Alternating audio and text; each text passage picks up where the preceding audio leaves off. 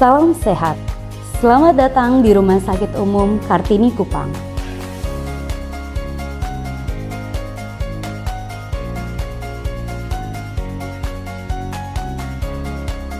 Selama 9 tahun, Rumah Sakit Umum Kartini Kupang telah memberikan pelayanan kesehatan bagi masyarakat Kota Kupang, Nusa Tenggara Timur.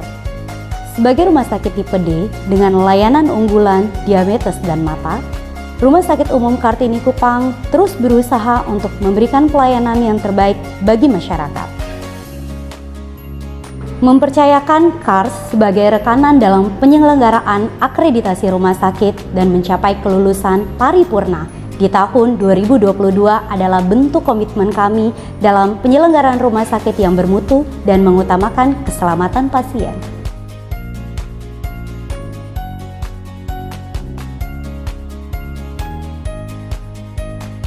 Sebagai penyedia layanan kesehatan, rumah sakit harus siap dalam penanganan kegawat daruratan medis yang dapat terjadi di setiap area rumah sakit dan dapat terjadi pada siapa saja.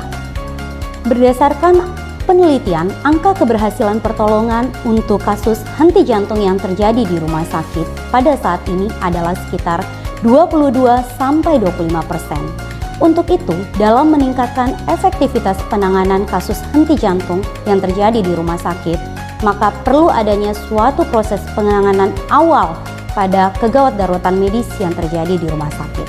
Karena semakin cepat dan juga efektif suatu pertolongan yang kita berikan, maka angka keberhasilan pun akan semakin tinggi. Video ini merupakan peragaan atau simulasi kesiapan Rumah Sakit Umum Kartini Kupang dalam penanganan kode emergensi kegawat daruratan medis atau biasa yang kita sebut dengan Code Blue.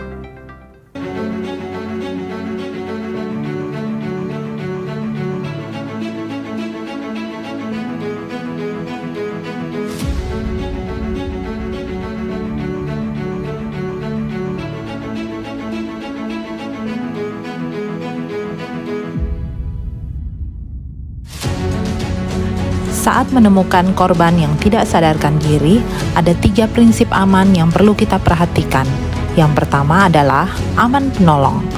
Dalam memberikan pertolongan kepada korban, perlu kita memastikan kondisi kita dalam posisi yang aman untuk menolong, hindari posisi potensial cedera, dan gunakan alat pelindung diri sesuai indikasi.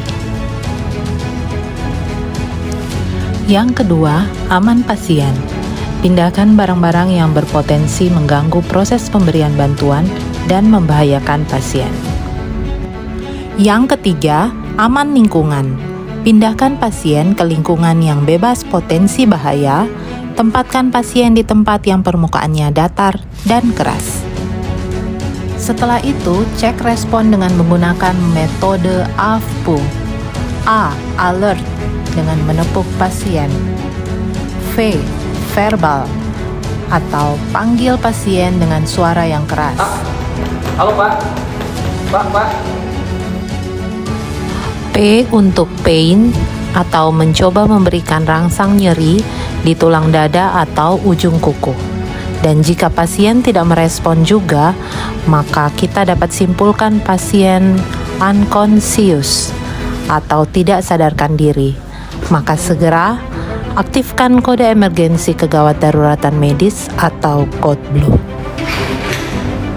Aktivasi Code Blue. Siapkan.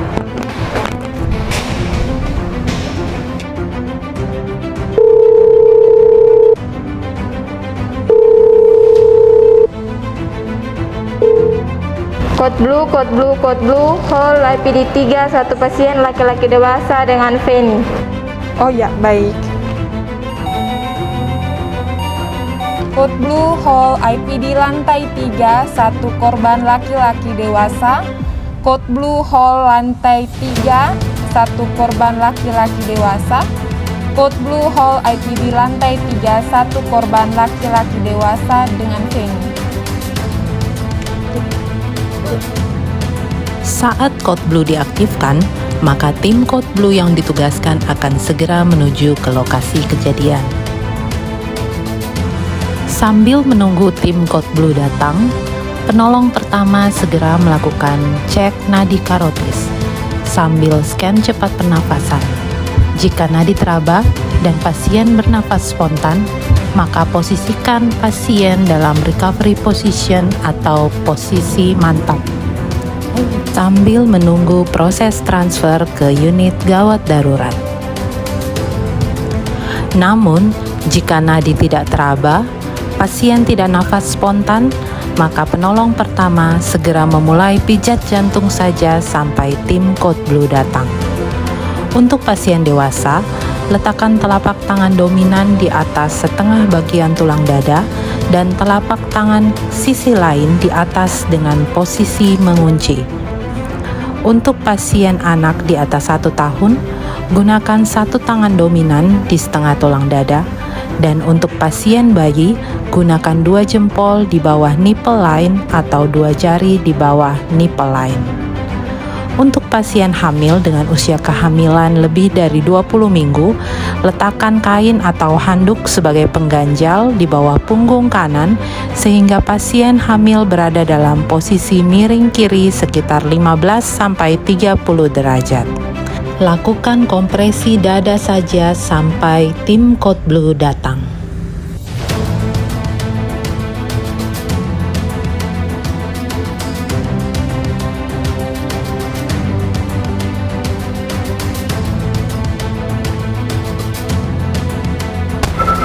Resusitasi kami ambil alih. Siapkan ventilasi mekanik.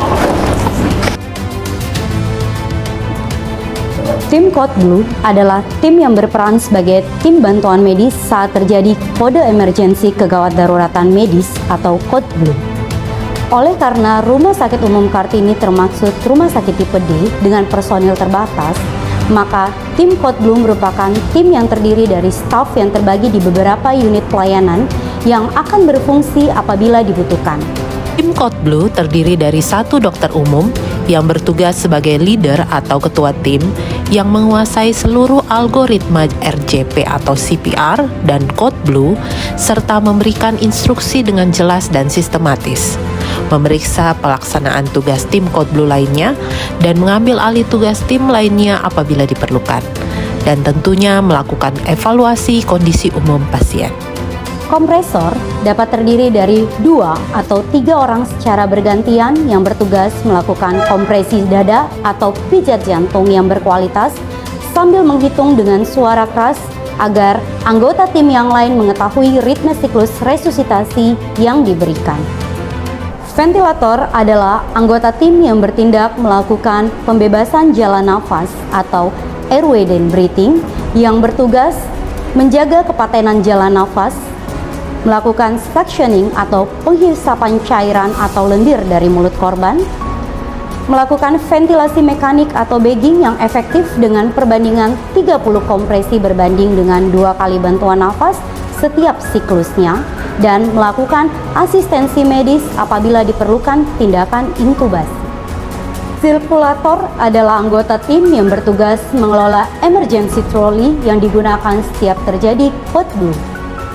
Emergency trolley berisi obat life saving dan bahan medis habis pakai. Emergency trolley terletak di setiap unit pelayanan dan tersedia juga emergency bag yang digunakan saat ada penggunaan ambulans atau terjadi Code Blue di area lingkungan di luar unit pelayanan seperti dapur, laundry, maupun area parkir. Petugas sirkulator bertugas juga menyiapkan obat-obatan life saving sesuai instruksi ketua tim, memasang akses infus, dan menyiapkan alat defibrilasi. Petugas dokumentasi adalah anggota tim yang melakukan pencatatan setiap detail kegiatan resusitasi dan berperan juga sebagai timer, pengingat kepada leader, pencatatan setiap tindakan, waktu memasukkan obat, dan waktu untuk melakukan CPR setiap 2 menit.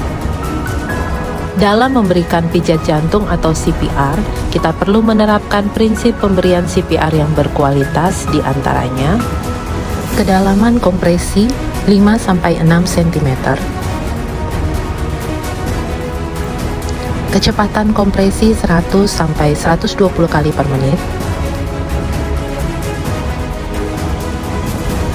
chest recoil atau biarkan pengembangan paru yang sempurna, hindari hiperventilasi,